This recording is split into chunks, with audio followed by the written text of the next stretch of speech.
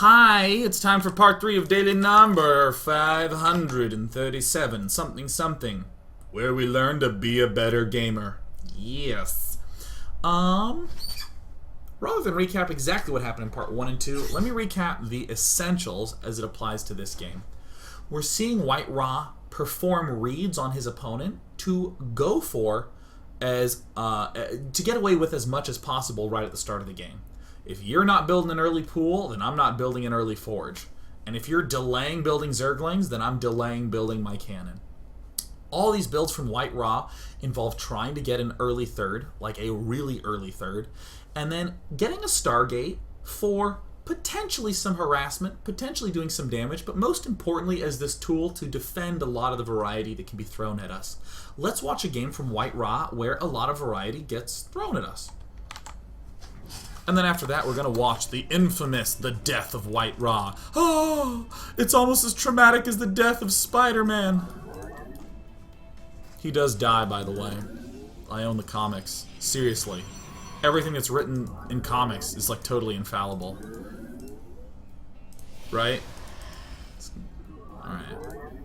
So White Ra, this is the first game where we've seen him not go Nexus first. You know why he did that? Is this the way you do it? No, is this... How do you... Yeah, there we go. The reason White Ra went for Forge first here is just because he hasn't gotten any information on his damn opponent. So White Ra then sees... Oh, it's a hatch. Because White Ra went Forge first, ain't nothing wrong cannon rushing. Actually, I should say, very many players state that it can't be bad to cannon rush a Zerg if you can get away with it. Poor little drone could have blocked the cannon. Poor little drone. White Ra continuing to be a douche. Not building anything back home. One of the weirder, more non-scripted openings. There's not a lot of build orders at this point. You're just sort of feeling your way out. So great. Sees the spawning pool. Always want to be checking for that. Nexus. Oh yeah, gateway. Cool. And then a cannon. And then just sort of working it off. Holding this center watchtower, but not before stealing some gold minerals. Just continue to check up on Zerglings. This is a nice play.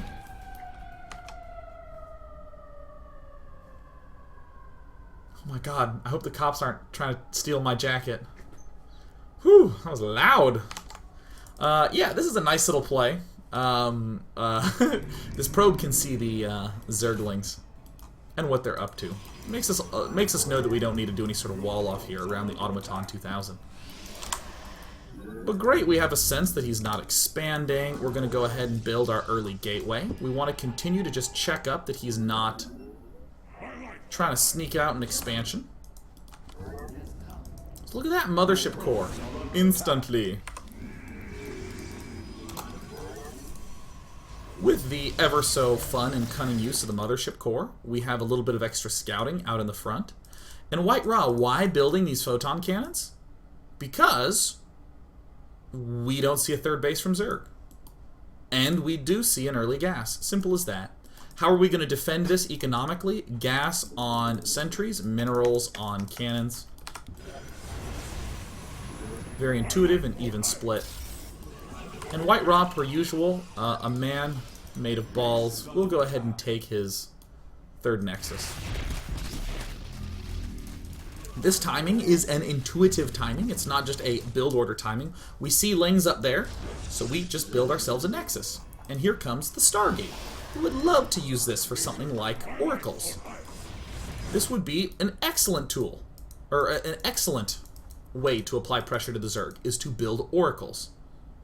And, given that we're getting close to 9 minutes, if for some reason a big attack ends up coming, we can always build Void Rays. So look at this suave baller-ass move that White Ra does. He does an attack. Minerals on Zealots, expanding, cannons, gateways. Gas on doing things like, oh yes, look, getting an oracle to be aggressive. And what do you know? Them dang roaches are coming up. This is where I'm actually going to pull it right back to, let's pull it right back before we see the roaches. Okay, back a little bit more. Alright, great. We're moving out to attack. Let's do some good old thinking. If our opponent is teching, like going for Mutalisks or going for Infesto or something like that, if he's teching, oh god, here's a sneeze.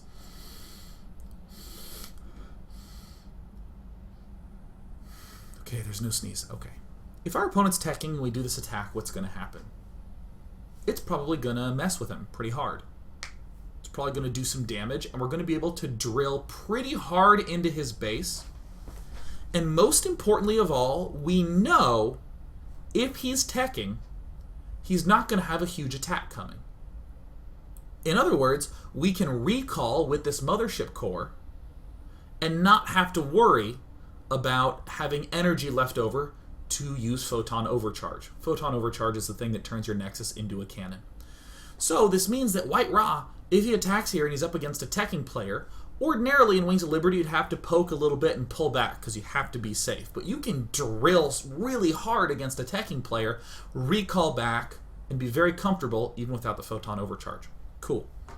If our opponent is preparing a huge attack, he is not teching, he's building a lot of roaches, a lot of lings. At this point, he can really only be going roaches, lings, or banelings. In that case, you do need to have that Photon Overcharge open. So in this circumstance, White Ra moves up, sees these roaches, and realizes, oh, that's where the third base was. Gets surrounded, has to retreat, could recall, but does not. To make sure Photon Overcharge is up. Now look at this unbelievably sexy defense. Oracle, we'd want to make more oracles, but we can't. We got this big attack coming. White Ra still transferring. And yeah, deflectorated. Here's the Void Rays coming right up into everything. Continuing to wall stuff off. We can even come over here and turn this into a cannon, which might seem a little bit silly, but seriously, look at the range on this thing. You can see this dotted ring. We cover our ramp, we cover everything. He even breaks up a little bit, we can still shoot at it. Not a problem. We're going to go ahead and speed this game up real fast. But great. We've built up this force that is not a specific composition. It's not us going, alright, when the game gets deep, I want to have Sentry, Stalker, Void Ray up. This is an answer force. Our opponent tried to go for an early bust against us. So he's either going to have only roaches, and then he's teching, so we kill him with this, or he's going to have some not difficult to get tech finished, which would basically be Hydralisks. It's a very, very fast counterattack force, and we can even recall. Looking good in the hood. I'll give you the pleasure of seeing White Ra do total destructioning. So it's pretty nice and intuitive. Meanwhile, back home, do we even have a robotics facility? Nope. Nopey, nopey, nope. These Void Rays are acting as sort of surrogate immortals, cleaning everything off. I think that's all I have to say about this game, and then White Ra just wins shortly thereafter. I think it's very valuable not to just show a bunch of games of White Ra stomping faces, to show some vulnerability. And I'm actually going to do a little more than show some vulnerability. I'm going to show a complete one-sided murdering by a player known as the Beast. And this is going to be an example of some new tactics being thrown at us, and how White Ra, who's been using all these, we've been showing White Ra making good decisions, accounting for varying possibilities, managing those resources well. We're going to see White Ra not deal with all the varying possibilities very well. Yeah. In particular, we're going to see an introduction of this here, whoopsie daisies, this here Swarm host. So let's do the same thing that we've been doing before, yet again, at warp speed. Spawning pool goes down. We can go Nexus first, but we're going to have to build a forge mighty fast. Oh, excuse me, that was totally gross.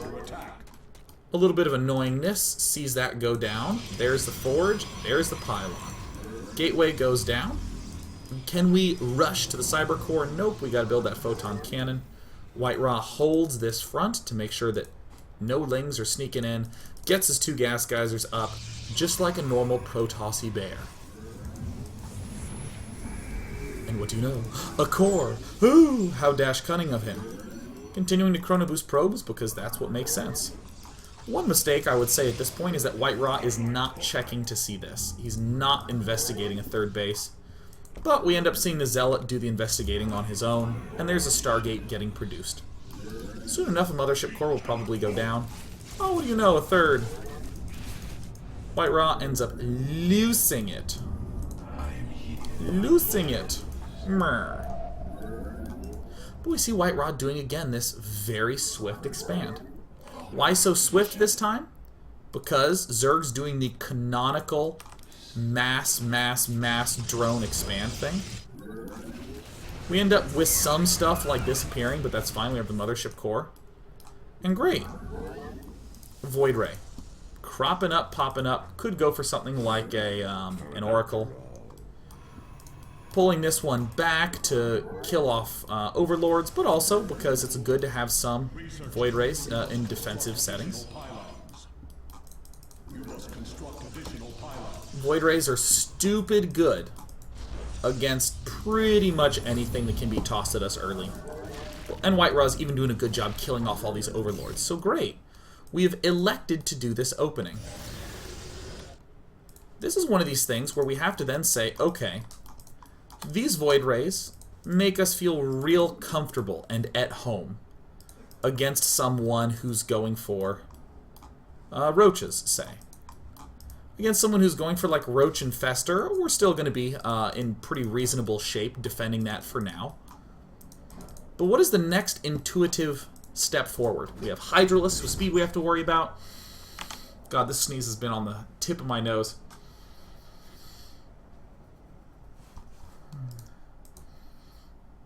God, this is so annoying. I want to sneeze so badly. In my eyes,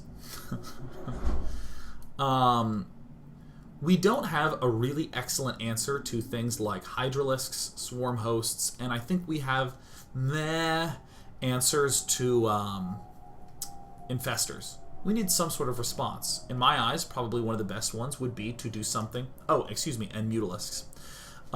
In my eyes, we probably want to be going something like Twilight Council Robo. Seems, I think, is kind of standard. We get the +2, all that goody goodness. Would we make additional air units? I would probably say not really needed unless we see a lot of roaches.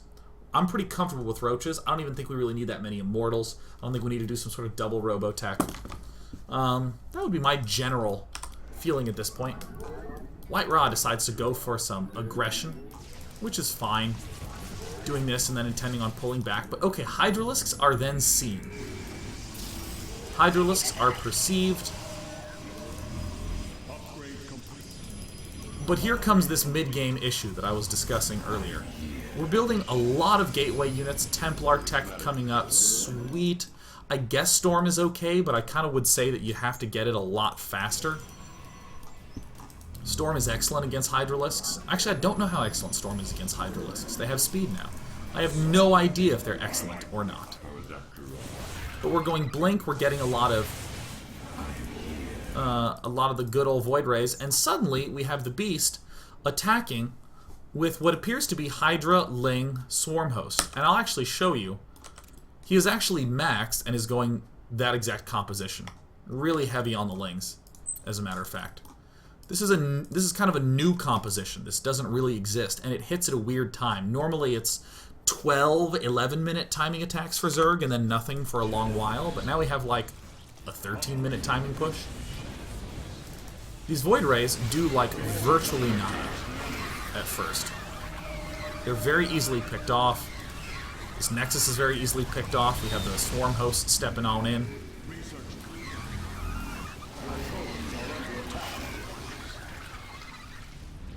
And you'll note that everything that we were doing was excellent against... I think it was pretty reasonable against Mutalisks. We got the Blink up early, and we got a lot of gateways to deal with Mutalisks. We got the... we had these Void Rays up in large numbers against Roaches. Maybe we might have a little bit of a problem with Infested Terrans. Actually, I'd probably say we'd have a standard level problem against those. But here, it's kind of like, oh my god. The issues we're dealing with are just massively difficult. Now keep in mind, with one little reveal-a-do, we can pick off a lot of Swarm hosts quite quickly, but the Beast is kind of doing to smackdown.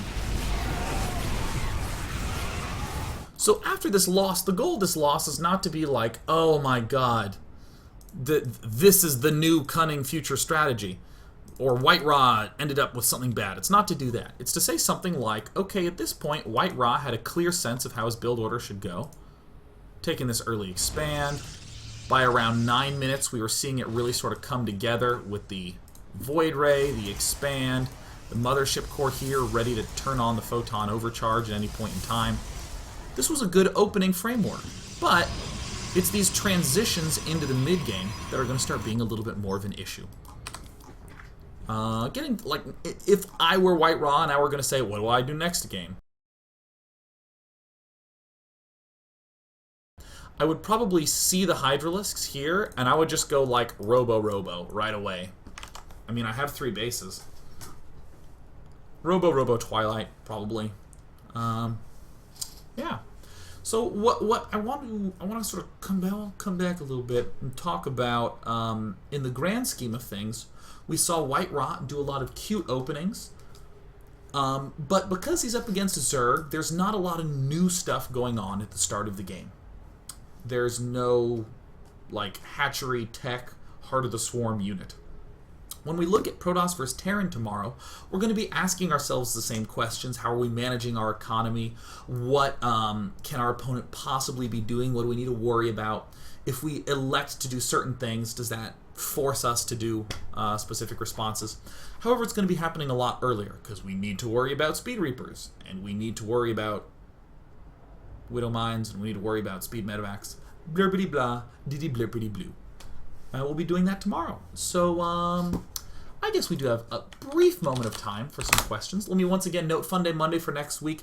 Please submit to me games to monday@day9.tv of you playing with units that only fall under the following category. You may only build Heart of the Swarm units, or units that were tweaked for Heart of the Swarm, like Reapers or Hydralisks. You also have permission to build 1 additional unit of your choice, that is Wings of Liberty. And that's it. Submit those to monday@day9.tv. 1v1, 2v2, whatever format you want.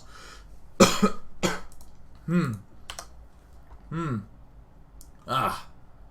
Whew.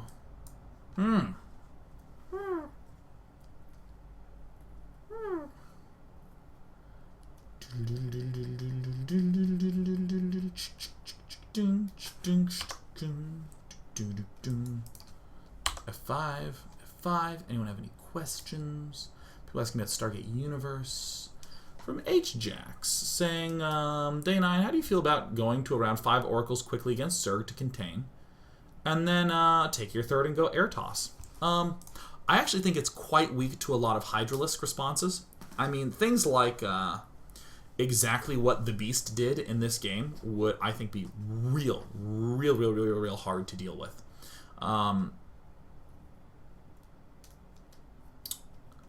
I mean, actually, I think just maybe going a lot of Hydralisks and then transitioning to Roaches and doing some big pushes there. I still think there's also the issue of Nidus counterattacks. For any of you who did not see a lot of Morrow at the early Red Bull lands, he was doing things where if he saw an opponent going air toss, he would build Hydralisks and Nidus Network, and then just Nidus Network right by the Protoss third base and just puke out a bunch of Hydras and just snap kill. And that was tough for players to deal with, because they would be getting hit just like all of a sudden at like 10:30 or 11 by a bunch of Hydralisks on creep. But I think that the 5 Oracles fast and then doing all that good stuff, I think it's fine. I don't I obviously can't really be like, oh, it's one of the best builds ever, because I just haven't seen it a lot. I haven't studied it extensively because Heart of the Swarm is so new.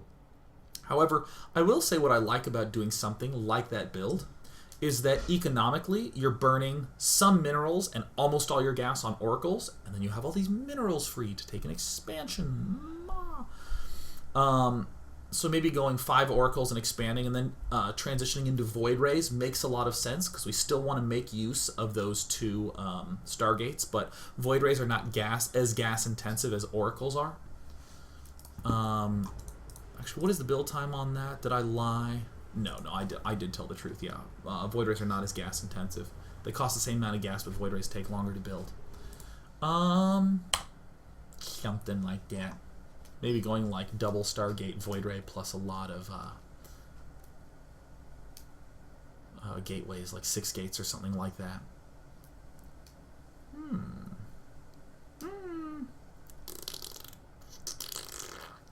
Quantum Godot asks a question that it's one of those concepts that applies no matter where you're playing Protoss.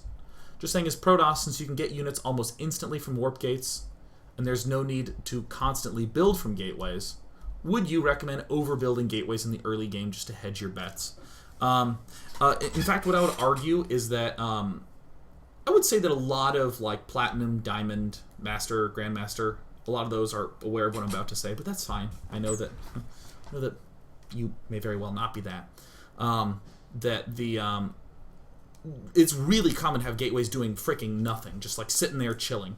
And there's a lot of ways to play from Protoss that are basically get 8 gateways and then spend all your money on forges and robos and all that stuff, because if you see the enemy coming, you can do 1 warp-in round, and then when they get to your base, you do another warp-in round. So suddenly you used to have no gateway units, now you have 16 whole gateway units. Or other players who could only constantly support production on like 6 gateways will make 10 or 11.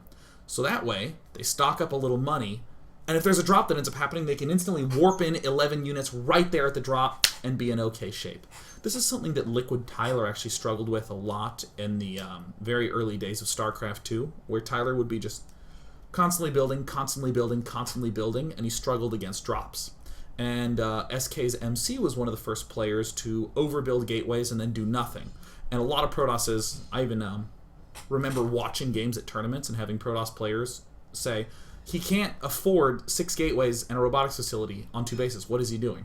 And the answer was he was just waiting to do those sort of warp-ins. So I think that that is excellent. I think that is great. However, make sure that it is kind of an active type of thing. That it's not just like, well, I'm going to start off and then I'm going to go 4 gate and do nothing and expand. If you can cut units, go ahead and cut units. But hedging a bet is not specific enough. You need to say something like, I'm building 8 gateways and not producing out of them constantly because I might need to warp in at my base for defense. Or I'm building 8 gateways and not building out of them because I am going to load up a sentry in this warp prism and force field his ramp, and then I want to be able to warp in 20 units in his main base very quickly.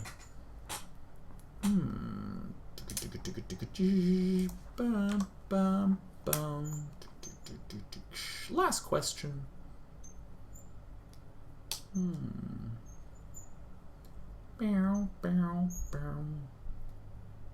Romeo 1600 says that with the Hydra upgrade, I feel that Mutiling will die off because mutas aren't really useful except in a lot of harassment situations, and Hydra speed is going to make a stronger. It says a stronger ball, but specifically it's a stronger, like, they're stronger in a composition.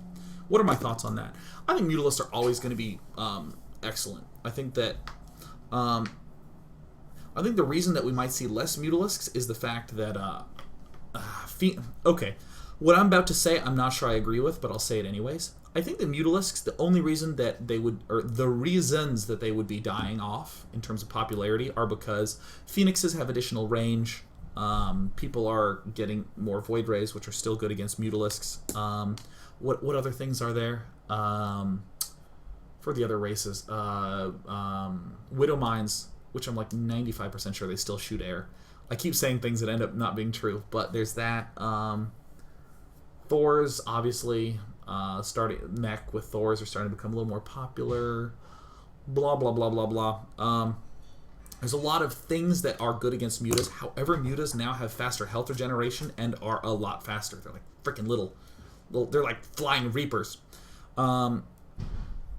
So with that in mind, there's a lot that is still bad against Mutalisks. Like Blink Stalkers still kind of give you the stressful struggle. If you were to go Hydralisks, or excuse me, if you were to go Mutalisks, you can keep a Protoss player pinned on 3 bases and get up to like 5 bases. At which point I think a transition to Hydralisk might be quite strong. Hydra Swarm Host. If you were to go Hydralisk, you can't really pin a Protoss player in on 3 bases, and generally you can't really do much of anything. I think there's plenty of excellent uses for Mutalisks, and I'm excited to see them. Tomorrow we continue White Raw Week with a Protoss versus Terran, and on Wednesday we'll do Protoss versus Protoss, and on Thursday I'll just do a daily on something. And then next week, Fun Day Monday, and of course, we'll be doing some Zerg Heart of the Swarm action all week long. See you then! Woohoo!